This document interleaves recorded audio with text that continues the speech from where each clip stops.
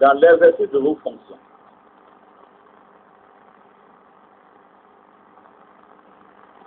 Ayez à l'esprit la traque de mort. Tous ceux aujourd'hui qui vous encouragent à aller tuer en leur nom, demain, ne feront rien pour vous. Quand un chef d'État dit que quand on s'envoie, il faut savoir s'envoyer. Quand il vous demande d'aller tuer, il faut peut-être savoir aussi tuer. Mais quand vous tuez, demain votre responsabilité engage. Demain, il ne sera pas là, il va dire, ah, moi, je n'ai pas donné d'ordre. Et ce sera la débandade. Sur le panel des 5 chefs d'État, moi, je fais confiance à l'Union africaine. Donc, je fais confiance aux 5 chefs d'État en ce qui les concerne. Parce que le chef d'État ne vient pas dans le panel pour exprimer ses états d'âme personnels. Il est sous mandat de l'Union africaine. Donc, je fais entièrement confiance à l'Union africaine, aux 5 chefs d'État. Alors, vous me dites que certains ont refusé, mais est-ce qu'on a demandé leur avis? Parce que quand tu dis je veux refuser, c'est parce qu'on t'a demandé ton avis. Or, Gbagbo n'est plus présent, il n'était même pas là-bas. Donc, qui a demandé son avis pour désigner les 5 chefs d'État? Donc, vraiment, c'est-à-dire qu'il ne faut même pas se ridiculiser aussi. Parce que quand on n'a pas demandé son avis, tu attends les 5 chefs d'État, et puis tu les vois. Puis qui a demandé son avis? Donc, je ne vois pas comment on peut refuser des chefs d'État qui n'est pas chef d'État. On n'a pas demandé son avis. Et tu t'invites dans ce débat. Donc, je pense qu'il n'y a pas de refusation. Donc, moi, je pense que les chefs d'État viennent au nom de l'Union africaine. Il faut faire confiance à notre organisation continentale. Nous aussi, nous avons, par rapport à ça, suffisamment de recul et notre liberté de dire oui ou de dire non. On assumera cette liberté-là. La deuxième question, c'est à peu près la même chose. Oui, le recours à la force légitime. C'est une option qui est toujours sur la table. Parce que, à supposer, mais faisons de la politique fiction, les 5 chefs d'État viennent, ils sont humiliés et repartent. La prochaine étape pour l'Union africaine, c'est quoi? Si on fait de la politique fiction, ils viennent, ils sont humiliés, les 21, ils sont humiliés. La bonne leur dit pas question. Après ça, la prochaine étape, c'est quoi?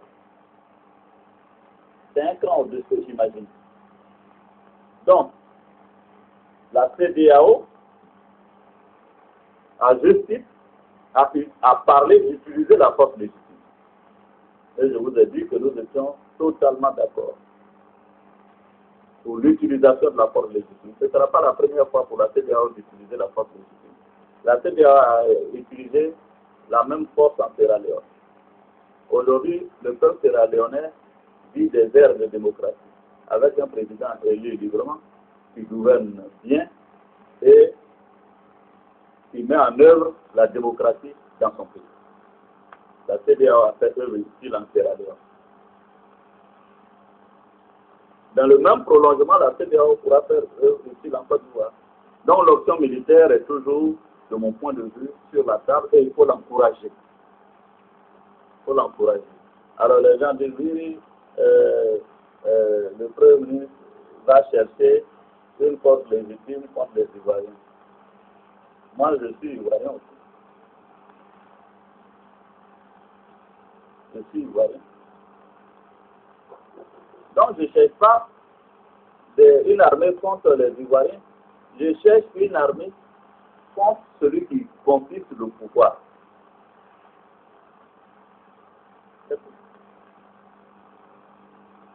Et ça, il faut que ce soit clair.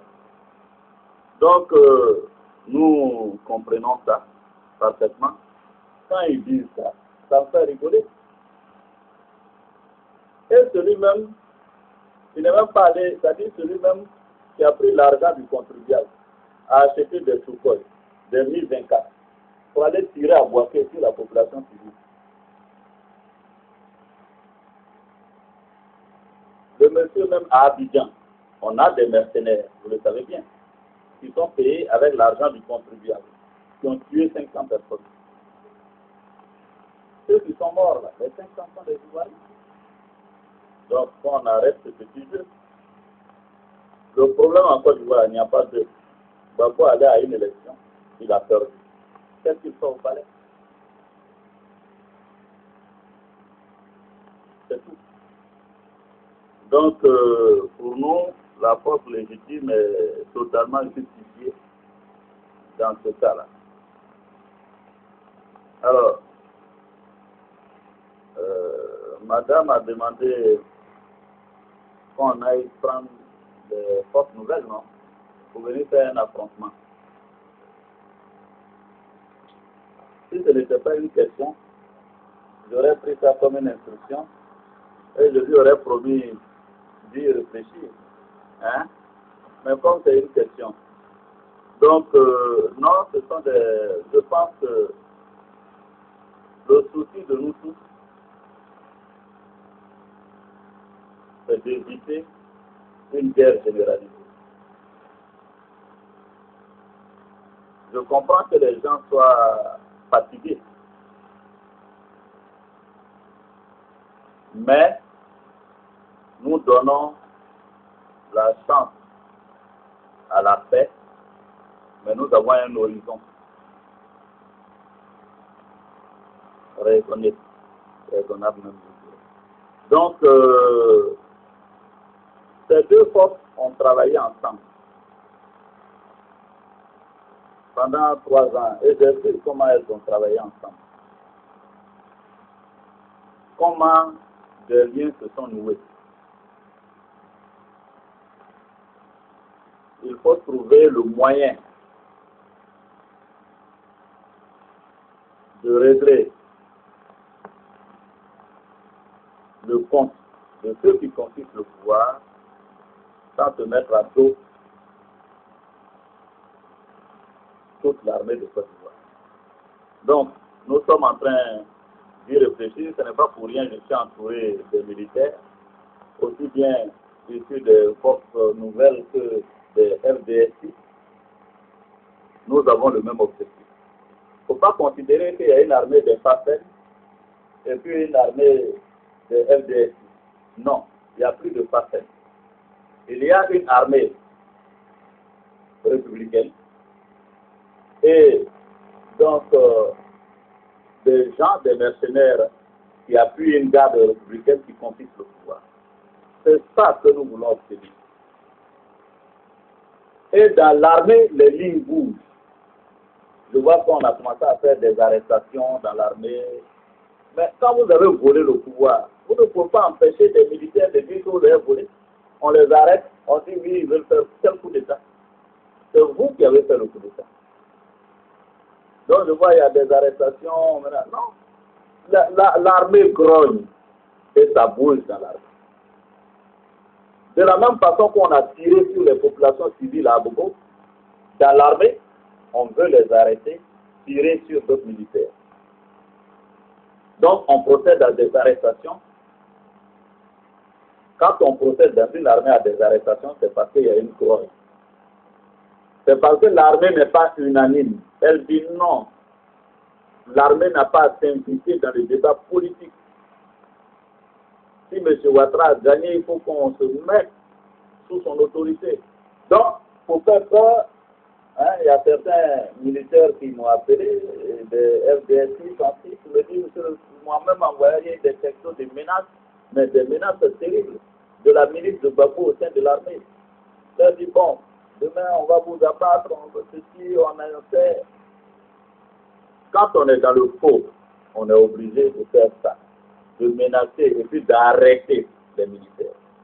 Et quand on arrête les militaires, c'est le signe palpable que les lignes bougent dans l'armée et que l'armée grogne. On ne peut pas maintenir toute une armée dans le mensonge pendant tout le temps. L'armée grogne. Et ça, c'est important.